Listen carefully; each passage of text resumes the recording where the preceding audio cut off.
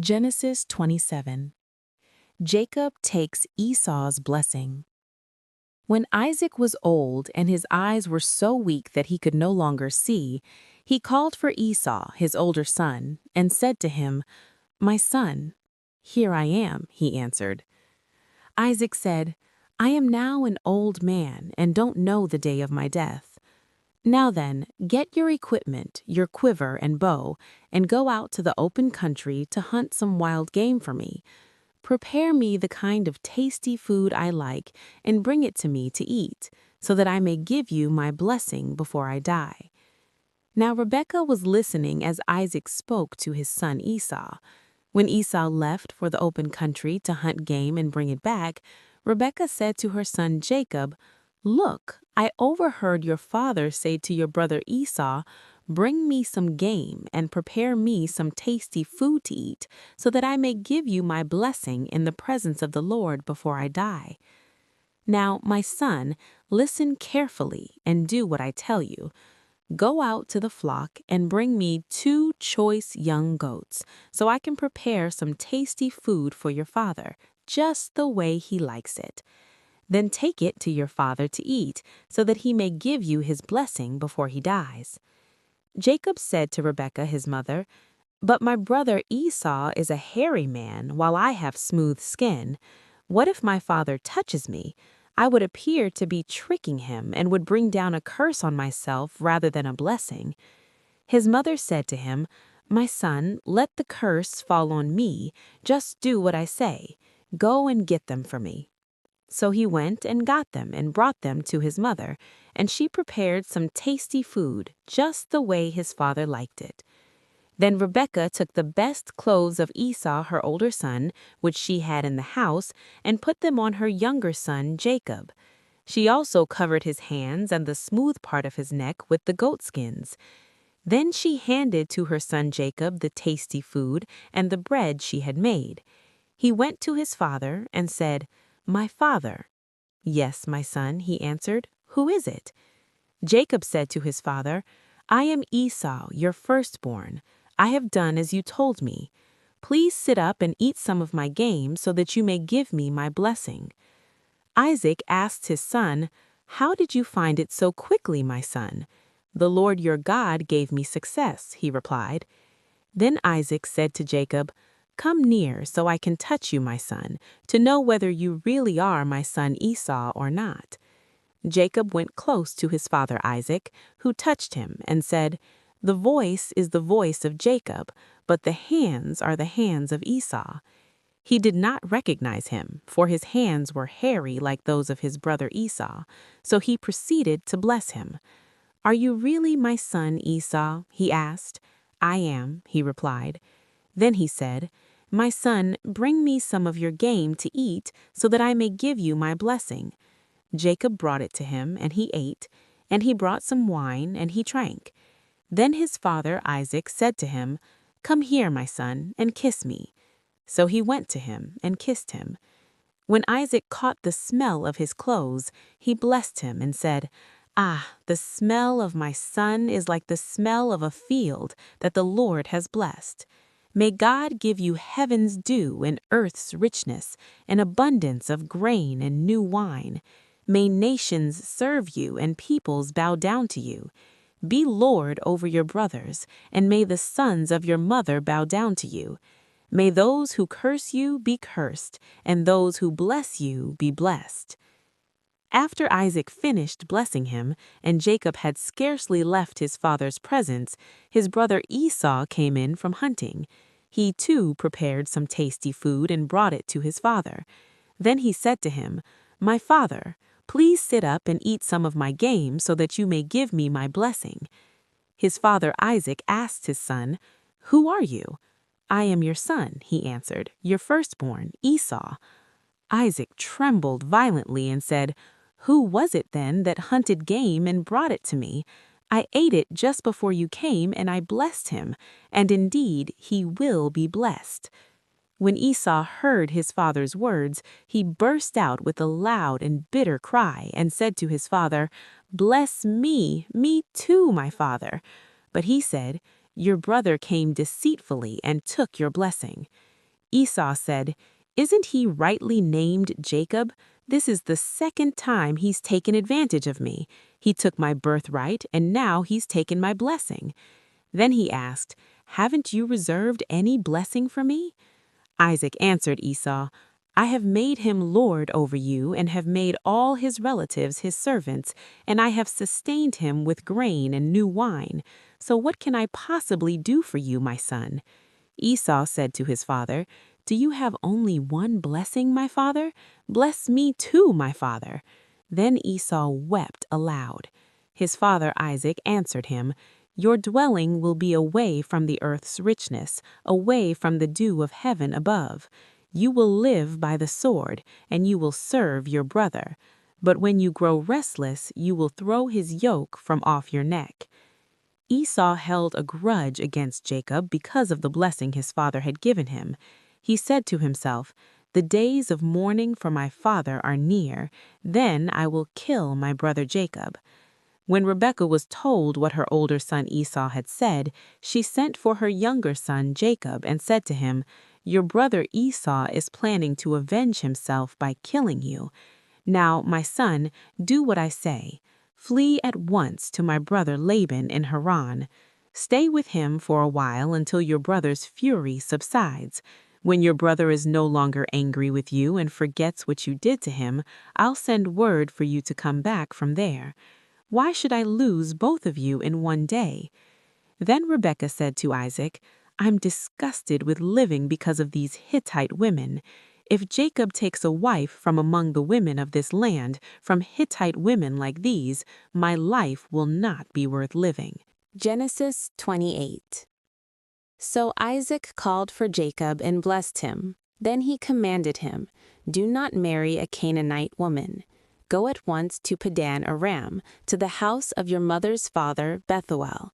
Take a wife for yourself there from among the daughters of Laban, your mother's brother. May God Almighty bless you, and make you fruitful, and increase your numbers, until you become a community of peoples. May he give you and your descendants the blessing given to Abraham, so that you may take possession of the land where you now reside as a foreigner, the land God gave to Abraham."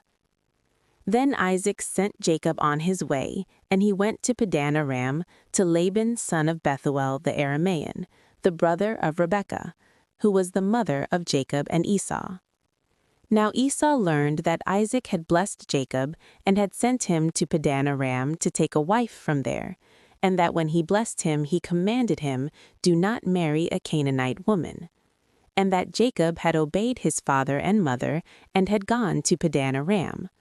Esau then realized how displeasing the Canaanite women were to his father Isaac, so he went to Ishmael and married Mahalath, the sister of Nebaioth, and daughter of Ishmael's son of Abraham, in addition to the wives he already had. Jacob's dream at Bethel. Jacob left Beersheba and set out for Haran. When he reached a certain place, he stopped for the night because the sun had set. Taking one of the stones there, he put it under his head and lay down to sleep. He had a dream in which he saw a stairway resting on the earth, with its top reaching to heaven, and the angels of God were ascending and descending on it. There above it stood the Lord, and he said, "I am the Lord, the God of your father Abraham, and the God of Isaac. I will give you and your descendants the land on which you are lying. Your descendants will be like the dust of the earth, and you will spread out to the west and to the east, to the north and to the south. All peoples on earth will be blessed through you and your offspring. I am with you, and will watch over you wherever you go, and I will bring you back to this land. I will not leave you until I have done what I have promised you." When Jacob awoke from his sleep, he thought, "Surely the Lord is in this place, and I was not aware of it." He was afraid and said, "How awesome is this place! This is none other than the house of God. This is the gate of heaven." Early the next morning, Jacob took the stone he had placed under his head and set it up as a pillar and poured oil on top of it. He called that place Bethel, though the city used to be called Luz. Then Jacob made a vow, saying, "If God will be with me and will watch over me on this journey I am taking, and will give me food to eat and clothes to wear, so that I return safely to my father's household, then the Lord will be my God. And this stone that I have set up as a pillar will be God's house, and of all that you give me, I will give you a tenth." Genesis 29. Jacob arrives in Paddan Aram. Then Jacob continued on his journey and came to the land of the eastern peoples. There he saw a well in the open country, with 3 flocks of sheep lying near it because the flocks were watered from that well. The stone over the mouth of the well was large. When all the flocks were gathered there, the shepherds would roll the stone away from the well's mouth and water the sheep. Then they would return the stone to its place over the mouth of the well. Jacob asked the shepherds, "My brothers, where are you from?" "We're from Haran," they replied. He said to them, "Do you know Laban, Nahor's grandson?" "Yes, we know him," they answered. Then Jacob asked them, "Is he well?" "Yes, he is," they said, "and here comes his daughter Rachel with the sheep." "Look," he said, "the sun is still high.